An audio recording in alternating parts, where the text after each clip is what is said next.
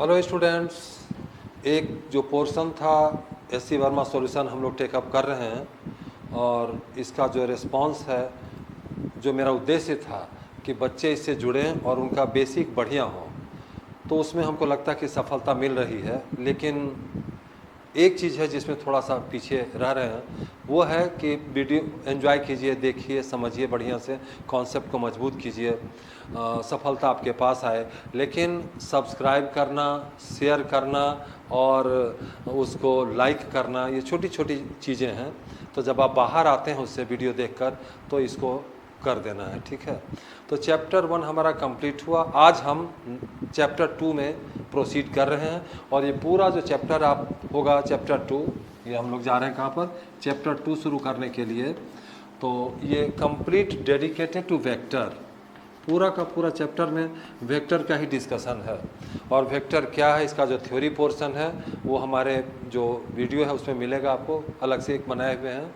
दूसरी बात, एक बात और कहना है कि थ्योरी में, चाहे वो सीबीएसई बोर्ड हो, चाहे वो बिहार बोर्ड, स्टेट बोर्ड, कोई भी वो बोर्ड हो, तो उसमें, और या कहीं कि हम जेई का प्रिपरेशन कर रहे हैं सर, तो हमको ये फ्रूटफुल है या नहीं मेरे लिए, थ्योरी सबका एक ही होता है।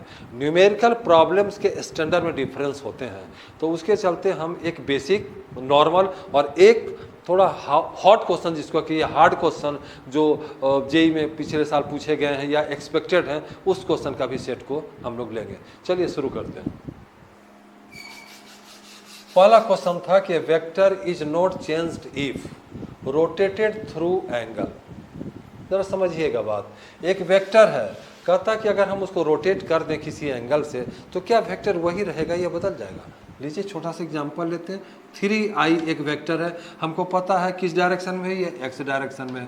मान लीजिए इस वेक्टर को हमने रोटेट किया और रोटेट करके इस डायरेक्शन में ले आए। अब इसको हम लोग किस तरह रिप्रेजेंट करेंगे, तो 3j बदला कि नहीं बदला, आप देखिए यहाँ 3i है और ये 3j बदल गया, ठीक है। तो ये तो आंसर नहीं हुआ। एक आंसर आप कन्फर्म हुए कि सर डायरेक्शन बदलने से वेक्टर चेंज कर जाता है, इसलिए आंसर नहीं होगा। दूसरी बात, multiplied by scalar, multiplied by scalar. Suppose कीजिए एक वेक्टर है आपका 3i, राइट, और आपने इसको मल्टीप्लाई कर दिया एक स्केलर क्वांटिटी 4 से, राइट। अब क्या होगा सर, ये हो गया 12i।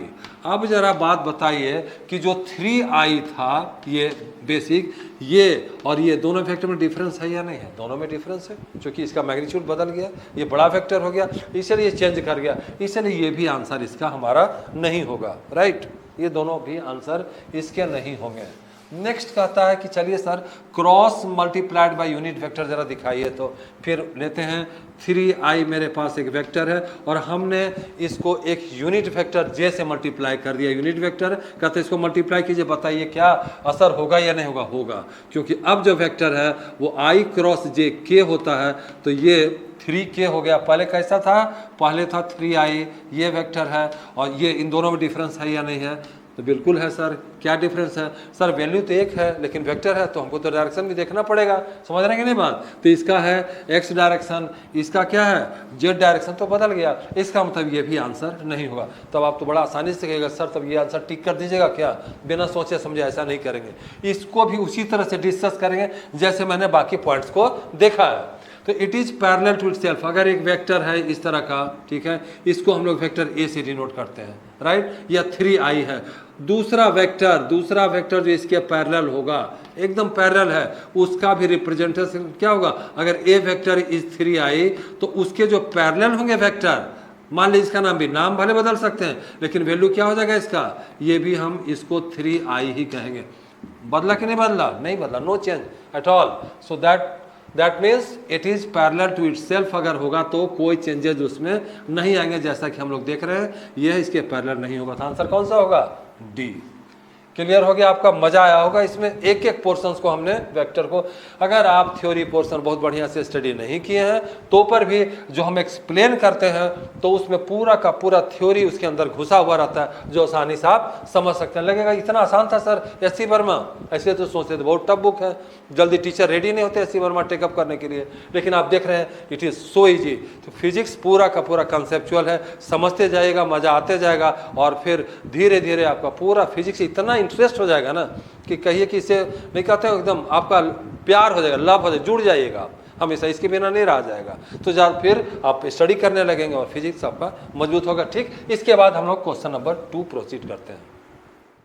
Late us proceed question number 2। Magnitude to 3 vectors added together is 0। इसमें से कौन से वेक्टर का सेट है जिसको एडअप करेंगे तो वो उसका वैल्यू 0 होगा। तो वेक्टर यहाँ पर लीजिए 4 2, जो स्मॉलर वैल्यू होगा उसको ऐड कर करके देखेंगे इसके इक्वल है कि नहीं। ठीक, अगर इक्वल होता है तो इस तरह से हम लोग देखेंगे, चेक करेंगे कि 0 हो सकता है। यहाँ देखिए 2 4 4 और 2 ऐड किए, मान लीजिए कि ए वेक्टर का वैल्यू दे दिए हैं 2, बी वेक्टर का वैल्यू दिया हुआ 4, और तो ए और प्लस बी वेक्टर का वैल्यू हो जाएगा हमारा 6। और अगर मैं कहूँ कि चलिए इसको सी मान लीजिए सर, और सी वेक्टर को हमने मान लिया इसका वैल्यू 8, मतलब इसका जो वैल्यू है ये सब क्या है, ये इतनी इसकी वैल्यू दी, तो क्या सर ये इसका जो 8 है इससे होगा, तो ये देख रहे हैं 6। अगर अपोजिट भी कर दिया जाए दोनों वेक्टर को 6 - 8 या 8 - 6, किसी भी कंडीशन में ये 0 नहीं होता है, इसीलिए ये 0 नहीं हो सकता। तो ये तो कैंसिल हो गया, ये 0 नहीं होगा। इसके पास आते हैं, अब तो टेक्निक आप समझ गए कैसे करते हैं। 8 4 12, कितना इधर 16, नहीं होगा। 12 होता तो एक साइड इसको अपोजिट लेते माइनस कर देते तो 0 हो जाता, इसीलिए यह भी बी नहीं हो सकता है। 1 2 1 1 2 1, इसको चेक करते हैं। एक काम करते हैं, 1 और 1 को ऐड करते हैं, एक वेक्टर बन गया। और जो ये जो तीसरा वेक्टर है उसको हम सब्ट्रैक्ट कर लेते हैं, मतलब 2 माइनस इसको करते हैं 1 + 1 - 2, 0 आया कि नहीं आया। कहा सर ये तो बात बन गई, 0 आ गया, चलिए इसको 0 कर दिए। सर आंसर तो एक ही ना होगा, फिर इसको बनाने का क्या जरूरत है, चेक कर लो इसको। इन दोनों को ऐड, छोटे वाला को ऐड करेंगे, दो जो स्मॉलर है तो 1 + 0.5, कितना होगा 1 + 0.5, ये आ जाएगा आपका 1.5, और इधर है 2, कोई उपाय नहीं है, इसीलिए डी आंसर इसका नहीं होगा। समझ गए किस तरह से निकालते हैं।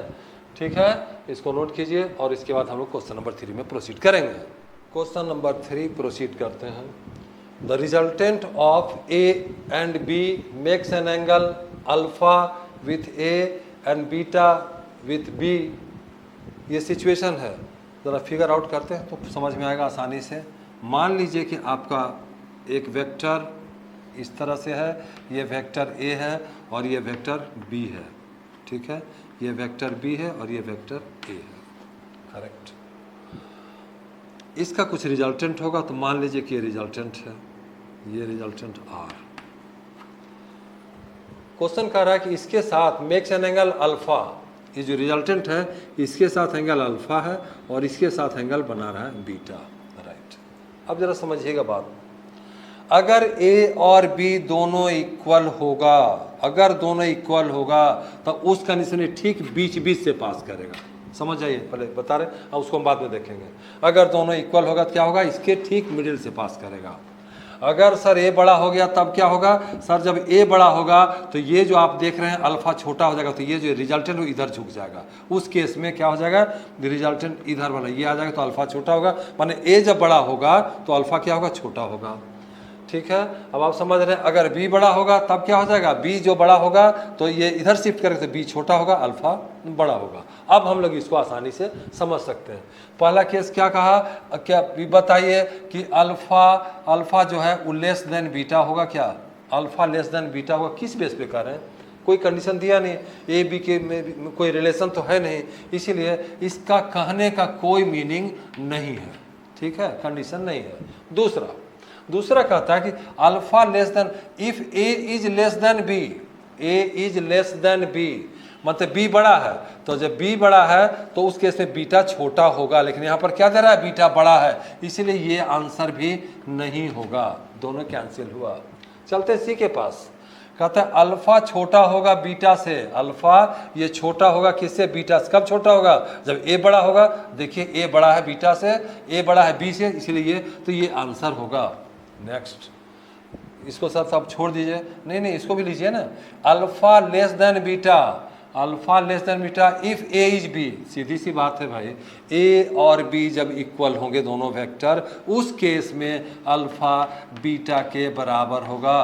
क्या यहाँ पर आपको दिखा रहा है बराबर, कहा नहीं भाई, ये इस तरह से है तो नहीं होगा। आप समझ गए बात किस तरह से कहते हैं, क्लियर है। क्वेश्चन नंबर 3, इसको नोट डाउन कीजिए।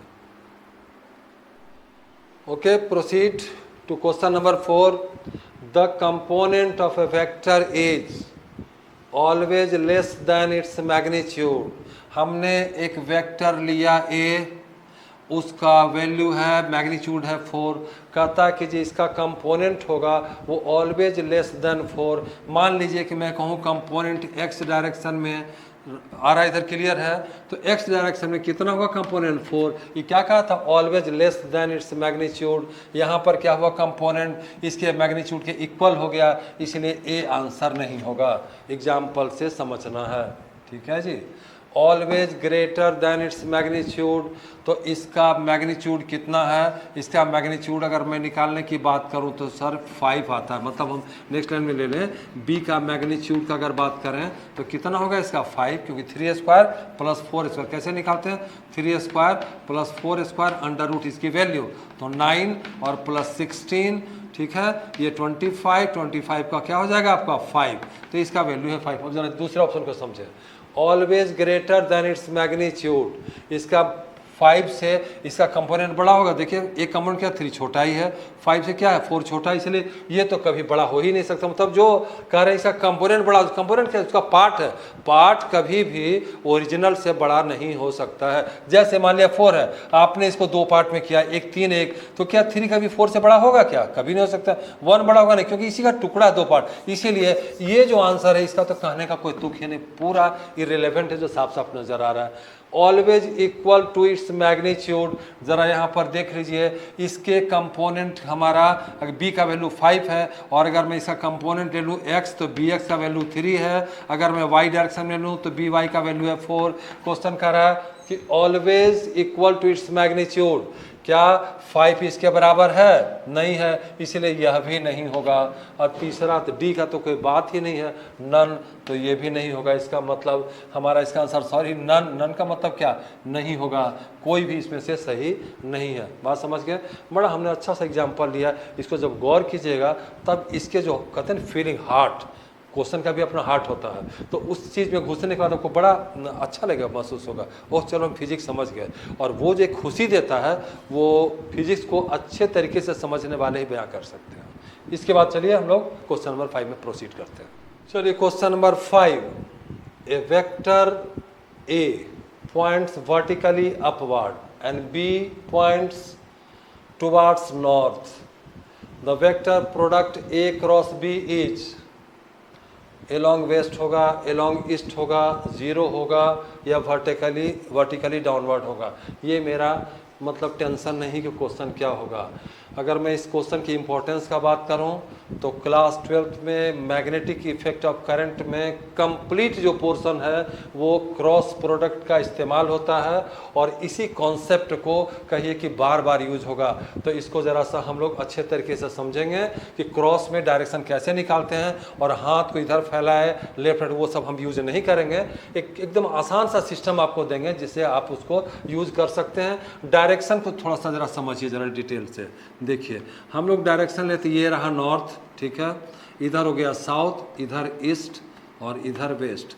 इधर वाले को हम लोग एक्स डायरेक्शन है तो आई लेंगे, ये ऊपर है तो जे लेंगे, और अगर वर्टिकली अपवर्ड की बात आई, अपवर्ड, तो उसमें हम लोग इसको जेड में होगा, जेड एक्सिस में होगा, उसको हम लोग के से करते हैं, ठीक है, वो जेड डायरेक्शन होगा, आई जे के, ठीक है, ये आई होगा, ये जे होगा अगर यूनिट वेक्टर का बात करें, और के होगा जेड डायरेक्शन में। इसी बात को ध्यान में रखकर समझेंगे बढ़िया से, जिसे आगे आने वाले समय में जैसा कि मैं बता चुका हूं बहुत ही ज़्यादा इसका इस्तेमाल होगा। चलिए देखते हैं। तो ए क्रॉस बी कह रहा है, A cross B towards north, A vector A points vertically upward. A जो है, ए का जो डायरेक्शन है, ठीक है, वो किधर है, वर्टिकली अपवर्ड, मतलब जेड डायरेक्शन में है। ये जो हमारा ए का डायरेक्शन है वो जेड डायरेक्शन में, जेड का मतलब क्या हो गया आपका, के उसका डायरेक्शन है, यूनिट वेक्टर इधर है, ठीक। तो और and B points towards north, B जो वेक्टर है इसका जो डायरेक्शन है वो दिया हुआ किधर है, नॉर्थ। नॉर्थ किधर है, इधर आपका, इसमें जा रहा है जे, इसका है जे, और निकालना है किसका, ए क्रॉस बी। ध्यान दीजिएगा कितना आसानी से हम लोग इसमें निकाल लेते हैं। ए क्रॉस बी, इसका मतलब हो गया, ए क्रॉस बी का मतलब है कि के अक्रॉस जे, ठीक है सर, इसको अब कैसे निकले, क्या लिखेगा, वेक्टर तो आएगा तो आई प्लस की माइनस, तो ज़रा से इसको भी समझा देते हैं। ये रहा मेरा सिस्टम, यहाँ पर आई, इधर लीजिए जे और लीजिए के। अगर ऐसे चलेंगे, इस डायरेक्शन में चलेंगे तो मल्टीप्लाई होने के बाद प्लस में आएगा, उल्टा चलेंगे तो माइनस होगा। यहाँ पर के जे, के और जे इधर जाना पड़ेगा, तो उल्टा हो गया, तो आई तो आएगा आंसर, लेकिन आई के साथ माइनस आ जाएगा। और आप देख ही रहे हैं कि आई प्लस इधर था, इधर माइनस इधर आएगा, तो टुवार्ड्स आंसर क्या हो जाएगा, आंसर खूबसूरत आंसर होगा टुवार्ड्स वेस्ट। समझ गए, काफ़ी एंजॉय इसमें आपको मिला। ठीक है, तो इसको हम लोग आज ऑब्जेक्टिव का आपका सेट 1 कंप्लीट हुआ।